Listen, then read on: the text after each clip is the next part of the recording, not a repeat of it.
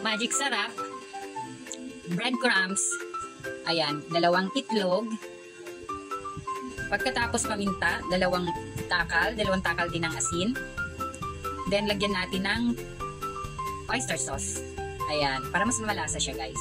Ganyan guys yung pag-gupit ng lumpia wrapper, para mas magkapantay-pantay yung pagkagawa, kasi ang hirap kayang pantayan, at saka para pare-pareho din ng sukat, mas maganda tingnan. So, gupitin lang yung magkabilang gilid niyan, kasi ang ginawa ko, sinukat ko siya doon sa microwavable container, para kasya siya, hindi yung maluwag, hindi naman yung masikip.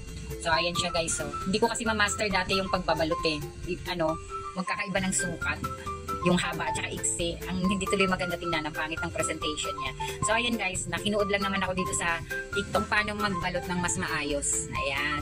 So lalagyan ko, ang panakal ko niyan guys, ayan o, 1 kutsara siya, pero dinadagdagan ko pa din yan kapag alam kong parang konti yung laman. Kasi syempre gusto ko marami-rami yung laman para ma-enjoy naman ng kumakain, maramdaman nila yung kami. Yung iba kasi basta't malagyan lang, yun na. Eh, syempre, mas maganda yung matutuwa yung kakain yan. At saka, ito kasi pa-order sa akin. So, gusto ko din bumalik-balik sila. Ayan siya guys. O, tingnan mo, pantay na siya. Ayan.